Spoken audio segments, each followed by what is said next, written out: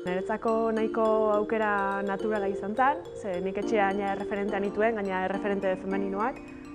Nire amak informatika ikasketak egin zituen bere garaian, eta askotan hitz egin bizidan, bere ikasketak, bere lanaren inguruan, da horregia interes bat piztu zian hasiera baten.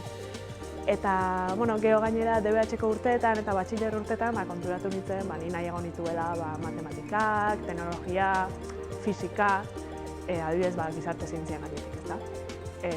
Ez zitzaidan gustatzen gauzak buruz ikastea, gaitasuna banuen, baina ez zitzaidan gustatzen azterketa gajun lorito bat bezala ikasita, azterketan bota eta niri behintzat gero dana aztuite zitzaidan. Baina bai gustatzen zitzaiten ikastea gauza logikakin, arrazonamentuakin, da konturatzen nintzen gaina gauza horiek geratu ite zitzaizkidan, ezta? Eta orduan, nire kasuan ingeniaritzan bidea nahiko argi ikusi nuen.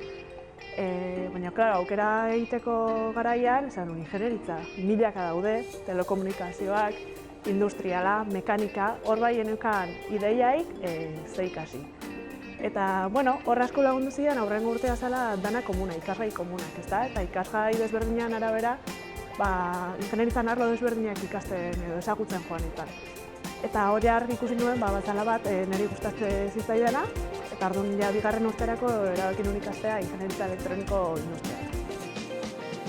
Nik graduko ikasketa bukatuta, erabaki nuen Mondragon Unibertsitatean elektronikako espezializazio master bat egitea, eta masterren horren bigarren urte osoa zen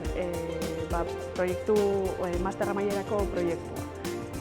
Proiektu hori unibertsitatean inguruan inordez erabaki nuen enpresa batean egitea, ezta?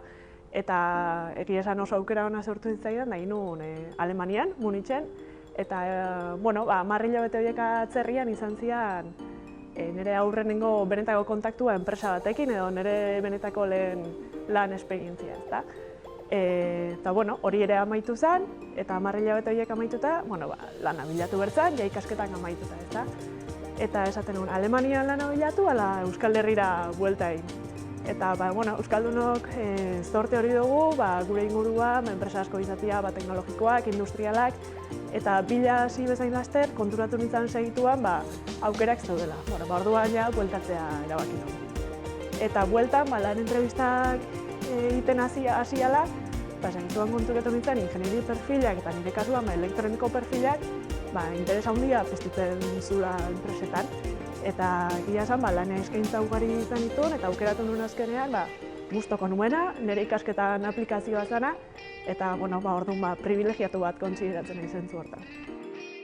Segurazki denok izango dezu etxean, ordenagailu bat, edo auto bat, edo mugikor pertsonala, edo sukaldeko suak.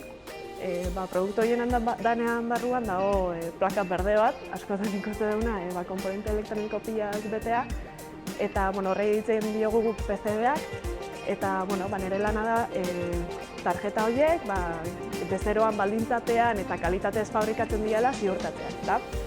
Horrek ze suposatzen du, jakin behar dugula produktuari buruz, produktuan elektronikari buruz, baita fabrikazio elektronikoko prozesuen inguruan, eta ematen ez duen arren baita bezero eta proiektu gestioan inguruan ere lan asko egin behar izan.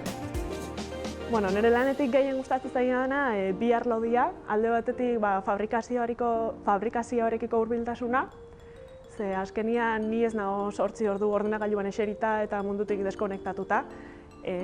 Gauzak praktikotasunera eramateko aukera ere badakat, eta esatean bezala fabrikaziora ju momentu batean eta komponentekin eta tarjetekin katxarreatzeko aukera, ezta? Eta hori da zerbait gustatzen zaidana. Eta beste alde batetik, espero nuen zerbait, baina lan esperientziak eman didana, eta da bezeroarekiko harremana, ezta? Horren ikasketa teknikoak egin da, nik enuen pentsatzen gestioan, proiektu gestioan edo bezero gestioan gustoko nuenik, baina egia esan disfrutatzen dut. Niretzako elektronika etorkizuna da, ezta? Txoko guztietan dago, gero eta produktu gehiagotan, gero eta bizitako alor gehiagotan jokatzen da elektronika. Lehen auto bat dano mekanika zen, eta gaur egun elektronika asko zita dago, ezta? Eta orduan, uste perfil bat enpresantzako oso interesgarria dena, baloratzen dutena, eta oso aukera honak ematen dizkiguna gazteoi, ingeniari gazteoi. Eta horretaz gain, ingenieritzan eta elektronikaren barruan ere ehundaka adar daude. Eta nik uste ingenieri guztiek aurkituko dutela gustoko edo maite duten adarren bat, eta aukera emango diela lanpostu on batekin beraien bizitza pertsonala ere garatzeko. Nik egin dudan bezala, seguru zuek ere aukera izango dezuela.